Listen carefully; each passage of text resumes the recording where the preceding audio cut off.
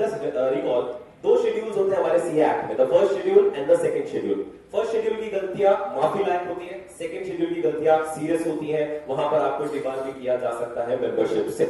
तो first schedule के अंदर एक क्लॉज 2 पार्ट 3 है, उसमें कहता है कि आईसीआई या उसकी किसी भी काउंसिल या उसकी किसी भी बॉडी ने आपसे कोई इंफॉर्मेशन मांगी, जैसे लेटर आया आपके पास कोई और आपने वो लेटर का रिप्लाई नहीं किया आईसीआई या उसकी किसी भी बॉडी को, तो आपके ऊपर उस केस में भी वो मिसकंडक्ट ला सकते हैं। तो कोई भी लेटर आता है आपके पास, चाहे वो आर्टिकल से रिलेटेड कोई क्वेरी हो, चाहे कोई भी और क्वेरी हो आईसीआई की तरफ से, और अगर उसको आप रिप्लाई नहीं करोगे, आप इंफॉर्मेशन सप्लाई नहीं करोगे या उन्होंने जो कहा है रिक्वायरमेंट सप्लाई करने के लिए आप वो नहीं करोगे, तो दिस इज अ मिसकंडक्ट। मतलब ये चीजें स्पेशली हम लोग को भी सबको पढ़ाई जाती है सीए फाइनल में, ठीक है, ताकि वहां हम इतने मेच्योर हो चुके हो सकते हैं कि इन चीजों को हम अडॉप्ट आसानी से कर सकते। Next is clause 3 part 3। इसमें बहुत सिंपल है, जब आप क्लॉज 6 और 7 जो दो क्लॉजेस मैंने आपको जस्ट पहले बताया, उनमें आप कोई चीज ऐसी कर रहे हो जो कि जैसे आप किसी प्रोफेशनल वर्क इनवाइट कर रहे हो दूसरे सीए से, जो मैंने आपको क्लॉज 6 और 7 बताया था, उसमें दो एक्सेप्शंस मैं आपको फटाफट से बता देता हूं। नंबर 1 एक्सेप्शन इज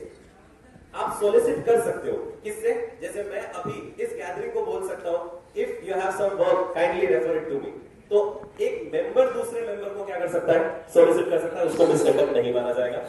सेकेंडली, अगर कोई टेंडर ओपन होता है कि किसी पर्टिकुलर कंपनी सेट या न्यूज़पेपर में आया we require a form of chartered accountant for doing this particular work, तो आप टेंडर को रिस्पॉन्ड कर सकते हो। बस उसमें एक रीसेंट अमेंडमेंट एक ऐड हो गया है कि टेंडर को रिस्पॉन्ड अब तभी करना जब दो क्राइटेरिया फुलफिल हो, बाकी अब जो एमईएफ है हमारा वो डायरेक्टली उस चीज को रिस्पॉन्ड करेगा।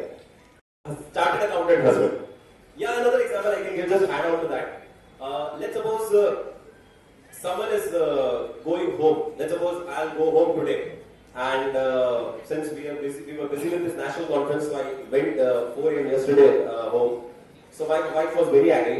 Or let's suppose she is a chartered accountant. मैं गया आज शाम को घर पे और उसने जो पिटाई करी है मेरी, so what I will say, I'll not say my wife is very cruel. I'll say what a chartered accountant she is. तो अगर ऐसा कुछ भी आप करते हो which disreputes the profession or which disreputes the institute's repo, then ICI can take action under this clause. So what, sir, first question is answered by this. Okay, so if you are marrying a second woman, which is not allowed, having the first wife, then institute can also take action against you. So आपकी personal life में भी institute का हक है interfere करने का. Okay. Okay, second is a very simple clause. It's a universal clause कि आपने negligence बर्थ की अपनी professional duties को निभाने में, that's a misconduct. And this is also simple कि आपने कोई भी law regulation जो CA Act के अंदर उसका contravention किया, this is a misconduct. Now this is important for all of you.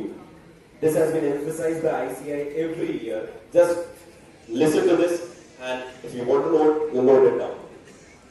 अगर if you are becoming you want to become an auditor, statutory auditor of these companies, these four: PSU, government company, listed company, or any other public company having turnover 50 crores or more in a year, either of these four, and you are already providing such companies other services. Let's suppose you are providing consultancy to them, any other consultancy, and you want to become the auditor also. So take care that the fees you are getting from other consultancies or other services should be less than the fees you will be getting as a statutory auditor.